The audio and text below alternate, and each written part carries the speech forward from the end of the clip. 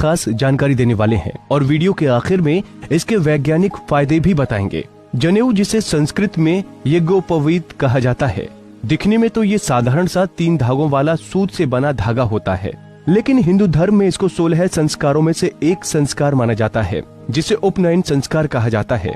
आपको बता दें कि जनेऊ में 3 सूत्र त्रिमूर्ति ब्रह्मा, विष्णु और महेश के प्रतीक, देवशरण, पितृशरण और ऋषिशरण के प्रतीक, सत्व, रज और तम के प्रतीक होते हैं और इसे व्यक्ति बाएं कंधे से ऊपर और दाईं भुजा के नीचे पहनता है।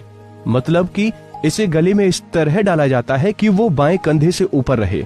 आपको जानकर हैरानी होगी कि जनेऊ के एक एक तार में 3-3 तार होते हैं, यानी कुल तारों की संख्या 9 होती है। इनमें 1 मुख, 2 नासिक और 2 आंख, 2 कान, मल और मूत्र के 2 मिलाकर कुल 9 होते हैं।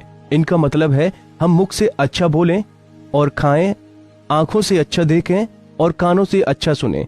जनेऊ में 5 गांठ लगाई जाती हैं, जो ब्रह्म, धर्म, अधर्म, काम और मोक्ष का प्रतीक है। ये 5 यज्ञों, 5 ज्ञानेंद्रियों और 5 कर्मों के भी प्रतीक हैं।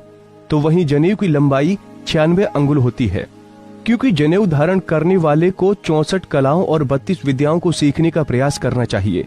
वैसे तो सही मायने में बच्चा जब 8 साल का हो तभी जनेऊ पहना देना चाहिए, उसके बाद ही शिक्षा शुरू करानी चाहिए। लेकिन आज के समय में ऐसा नहीं होता है, इसलिए शादी के पहले जनेऊ पहनाया जाता है। तो चलिए अब आपको बताते हैं जनेऊ धारण करने के बाद के नियम। सबसे पहले तो मलमूत्र विसर्जन के दौरान जनेऊ को दाहिने कान पर चढ़ा लेना चाहिए और हाथ स्वच्छ करके ही उतारना चाहिए।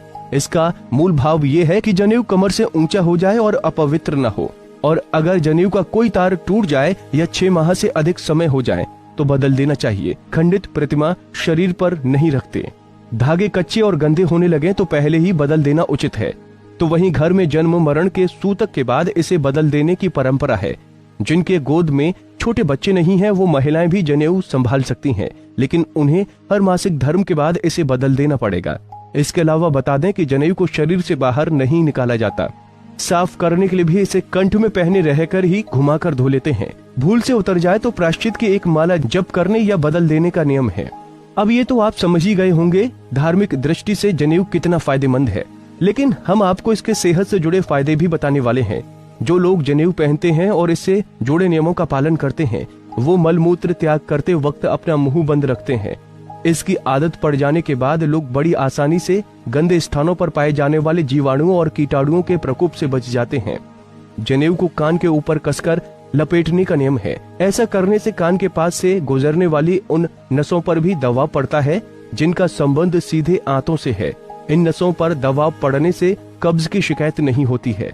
पेट साफ होने पर शरीर और मन दोनों ही सेहतमंद रहते हैं। तो वहीं रिसर्च में मेडिकल साइंस ने भी पाया है कि जनेऊ पहनने वालों को हृदय रोग और ब्लड प्रेशर की आशंका अन्य लोगों के मुकाबले कम होती है। जनेऊ शरीर में खून के प्रवाह को भी कंट्रोल करने में मददगार होता है।